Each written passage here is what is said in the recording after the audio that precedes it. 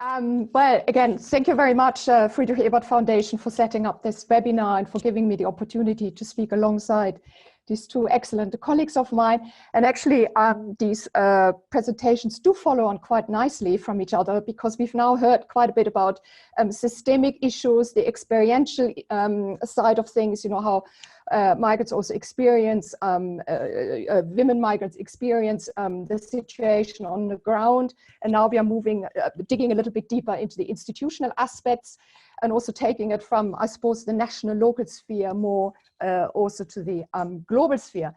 And but the way in which I was given this particular title, and I interpreted the title, the distinction between instruments and mechanisms, such that I took them as referring to normative frameworks on the one hand and institutional processes on the other hand. So I have organized my thoughts around this distinction between norms and institutions.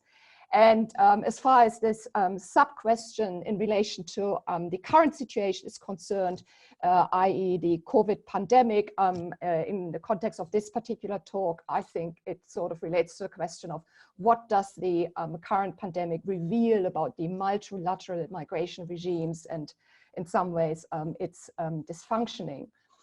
So just a quick sort of, I mean, I'm not going through, you know, a lot of details. I just wanted to sort of give you an, if you like, an overview in terms of trends. So where have we come to in normative terms? So where are we at this moment in time? And I wanted to start by making a distinction here between the period before 1990 and after. So really the period up to 1990, which is basically the period, you know, during which the United Nations was created and so forth. We have seen, as far as migrant rights are concerned, the heydays of convention making and norm setting. So we had a number of migrant-specific conventions, refugee, migrant labor, by the UN, by the ILO. And in addition, because we are, of course, here talking also about women's rights, we had also the Convention for the Elimination of All Discrimination Against Women, CEDAW, adopted in 1979. And this was followed by the UN Decade of Women. So a lot of activities and actions to raise awareness and to push for legal reform and policy programming to boost women's equality, including migrant women. Although in the beginning, really, as far as CEDAW is concerned, and also the CEDAW committee, to be fair, we didn't really see a lot of emphasis on migrant women's situation in the beginning, but this has changed an awful lot, and even the CEDAW committee has become much more aware of the situation of migrant women. And as we heard before, partially this has, of course, to do with the feminization of migration, and activists and researchers having pointed out that it's a very important phenomenon. And since the 1990s, what we see is much less of an, at the UN level, much less of an emphasis on migrants' human rights, and much more emphasis on the link between migration and development. So we are seeing a shift away from talking about migration as primarily as a human rights issue, and linking it to the more sort of technical aspects involved in development, you know, to do with things like remittances, acquisition of skills, return migration, diaspora. So basically, you know, what the migrant can do to boost development. And this happened, you know, primarily for political reasons. Migration had just returned to the UN agenda as a key global challenge. In order to get governments to agree to sit around the table to discuss international migration, a less threatening frame had to be used. And, you know, to give less of an impression, there was a move towards establishing a right to migration. And this is why, you know, the frame of development was chosen. So the so-called migration development nexus became the main theme under which migration policy and institutional responses to migration started to be discussed. And critics would say this had a depoliticizing effect. So the debate started to focus more on technicalities, using the language of management, you know, migration management. And as Paola has quite rightly said, this is also, of course, also coincided with the timing of this shift around the time when we saw the spread of economic neoliberalism, the supply chain capitalism expanding, the marketization, privatization, and flexibilization, if you like. And with that, the reduction of labor rights generally, you know, for migrants and non-migrants, and the weakening of trade unions. And what this meant in terms of migrant labor's role is that of a buffer, you know, an economic buffer. So again, just to point out some trends in terms of the shift, this shift, you know, between the pre and post 1990s manifests itself also institutionally. So when we look at these stepping stones towards the gradual emerging so-called global governance of migration, we can see the UN took a lot of important steps since the 2000s, triggered really by the UN Secretary General, then Kofi Annan, who took great interest in international migration. A lot of, you know, initiatives were set up which gathered information from around the world and published reports. And gender was very much part and parcel of this. So for example, the Global Commission on Migration very much refer to women's migration, not in a separate chapter. They fed gender through the thematic chapter, so in that sense, you know, more along a mainstreaming. We had the UN high-level dialogue on migration and development in New York in 2006, and one of the important outcomes was the Global Forum on Migration and Development. And the difference here, which sort of adds to this argument around us seeing a shift since the 1990s, is what happened now was also for the debate to be shifted outside of the UN framework to extra UN fora and processes, meaning they were outside the UN institutional setting, hosted every year by different countries, state-led, informal, very important this point, informal processes. Again, cynical observers would refer to them as talk shops. Others would say, well, the point really was, the idea was to use these as trust-building exercises, information sharing, which in some ways one could say, yes, has led to exactly that, as just one recent evaluation has found. Now, migrant rights in general and migrant women's rights in specific were in many ways always part of these agendas, but they were typically discussed, if you like, under the heading of the most vulnerable. And also Rula pointed out, you know, this is of course important, but what this meant in regard to migrant rights was, we would hear migrant women's rights mostly talked about under the heading of victims of trafficking. And otherwise gender issues would be subsumed under family concerns. So they would be discussed together with children's well-being, rather than, you know, talking about women in the important role as worker, as the primary income earner. Now, this changed a little in 2011 with the important adoption of the ILO Convention 189. I'm sure most of you would have heard of it, and I'll come back to it in a second. So the International Labour Organization is, of course, one of the most important international organizations in terms of setting norms for any workers, including migrant workers and migrant women workers. But within this whole global governance of migration, we see the ILO somewhat marginalized, and also in the sense that, and this is again an important point, not only have these discussions moved out of the UN processes, we also see a lot of the new policy frameworks that have come up being non-binding, of non-binding nature. Now, I don't know if this photo is a little bit unclear, but this kind of sketch shows exactly that, right? So you have the UN General or somebody say here, something non-binding, please, you know. So this is a very important point. So a lot of these frameworks are non-binding. And another way in which this shift from human rights to development and to this management of migration discourse manifests itself is the battle, if you like, between the ILO and the International Organization for Migration, where, you know, the ILO has unfortunately been pushed a little bit into the background. Now, one of the key reasons why we have these continuous, if you like, resistance to the idea of migrant rights and migrant women's rights has, of course, to do with this overarching principle of national sovereignty, national security. So despite this very universalist principle of human rights, we are still stuck between the divide of citizens versus non-citizens. And this is even worse when a migrant is undocumented. So the idea of undocumented migrants having any rights is the least accepted around the world. And this is the same for men and women, except that female migrant workers are doubly marginalized and doubly made invisibilized, not only as migrants, but also as women, because as we had before, they often work in the most marginalized and typical gendered labor market sectors, where they are also often marginalized and invisible.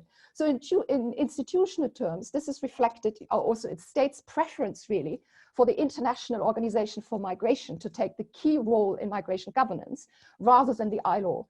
But as most of you would be aware, the ILO is a standard setting organization, and it is the custodian of over 190 conventions, whereas the IOM is an intergovernmental organization and doesn't have the same kind of processes the ILO has in place. Now, the ILO is also, in many ways, the most democratic international organization based on its tripartite system, where workers are represented through trade unions alongside employers and governments. Now, and as far as migrant women are concerned, we can note two recent achievements, positive success stories. The ILO Convention 189 on decent work for domestic workers. And in many countries in the world, domestic work is primarily carried out by migrant women. So this is an extremely important instrument as far as the protection of migrant women's rights are concerned. And even a number of European countries have ratified it, which is quite rare. And ILO 190 is also relevant as far as migrant women's rights are concerned, since it tries to combat violence and harassment at the workplace. Now, migrant rights organizations have collaborated closely with unions on both conventions, the advocacy and the background political work, to get these put up by the ILO and eventually adopted. And this is also indicative of another trend within the ILO, which is the tripartite plus, meaning the gradual opening up of the ILO to also include non-union civil society organizations. And this is, of course, extremely important for women in general and for migrant women in particular, because again, historically, women were a very marginalized group as far as trade unionism is concerned. Trade unionism, again, historically, a male-dominated world, in many parts of the world, still the case, right? So it's dominated by men. Now, there's still quite a bit of resistance to formalizing this tripartite plus principle at the ILO. But so continued advocacy is required to keep pushing for the ILO to formalize it and open itself up to more non-union civil society representation. And as far as trade unions are concerned, we can see more and more domestic workers forming collective organizations or joining existing ones. And that comes back to what Raula said is the important issue about agency. So they are not just passive recipients of migrant rights violations. They are proactively also trying to advocate, to advance the rights for migrant women in general and migrant domestic workers in this particular case in particular. And one good outcome of ILO 189 is the setting up of a global confederation for domestic workers, the International Domestic Worker Federation, which is the first in the history of global trade unions, which is run entirely by women and for women. And it's trying, it's trying to set up national branches in all countries. And as far as I'm aware, the numbers have in actual fact increased, and also very importantly, it embarks on leadership programs. So it really tries to train domestic workers, including migrant domestic workers, to become political leaders. So there are of course regional and local variations in all of this, but from the viewpoint of civil society organizations and union activism, the ILO is in many ways the only organization offering formal channels and procedures for participation, which is very much unlike the International Organization for Migration, where there are no formal channels to seek transparency, accountability for unions or any civil society organizations. Again, here the importance of the ILO. And one more remark on these two conventions mentioned here. They do, of course, also have a number of controversial issues attached to them. And one of them relates to the private-public divide, since domestic work is carried out in private households. And again, this is actually an age-old debate among feminists and feminist legal scholars as much as social scientists, who have for so long criticized this divide as reflecting the position, again, of men in society rather than women's experience. And an issue in relation to the success of the two conventions concerns also the question whether, you know, a sectoral approach to labor standards and rights is more conducive to advance migrant workers' rights versus a group approach, right? So we have seen, particularly since the 1990s, there's been a lot of resistance against advancing migrant workers' rights, you know, and treating migrant workers as a special group whose rights should be advanced. So some would argue it might actually be more conducive to do so through sectors such as domestic work, such as, you know, construction, agriculture. But again, opinion is slightly divided on this. Now, in terms of, you know, coming back to the COVID-19 situation, we have all heard or read so much, and it was also mentioned by the previous speakers, about the so-called essential or key or frontline workers, who are often placed in jobs or labor market sectors where migrants are disproportionately represented. And in the case of migrant women, this is of course the health and care sector. And what this debate around essential workers has demonstrated is in many ways the hypocrisy around legal status. So nurses typically fall under the category of highly skilled, and even in cases where they might initially only be hired on a temporary contract, they still at least have a legal status. Now, seasonal agricultural workers and those in the food industry more broadly are often undocumented. And although a few countries have, you know, taken steps towards regularizing those, it's unclear whether this is going to last beyond COVID-19. And on the whole, this crisis has exposed the highly precarious situation of migrant workers and migrant women in particular. And what has been much less talked about in public discourse and by the media, you know, in relation to COVID-19, is also the widespread use of bilateral agreements regulating particularly temporary migration of health and care workers. So again, often this happens on a temporary basis, and women through these agreements are being channeled into these particular types of jobs with no choice really to move into any other types of jobs. However, there is one good practice example, you know, as critically as one wants to be, which is typically presented at global fora when talking about bilateral agreements. And this is the one between Germany and the Philippines, which was signed in 2011. And why is it a good practice example? Well, it offers full equality in terms of coverage by collective bargaining agreements. So the foreign nurses are treated exactly the same as local nurses. The foreign nurses can transition from a temporary contract to a permanent contract and also eventually bring their families along. And also, very importantly, the trade unions are involved. They are involved in monitoring, and both sides in the Philippines and in Germany. It's a government-to-government recruitment, no fees are involved, no false promises, there's a unified contract. However, you know, the picture is never complete and never perfect. This particular bilateral agreement only applies to health workers in public hospitals, not in private care and nursing homes. And again, as we heard during COVID, any care worker is highly, highly important and highly essential.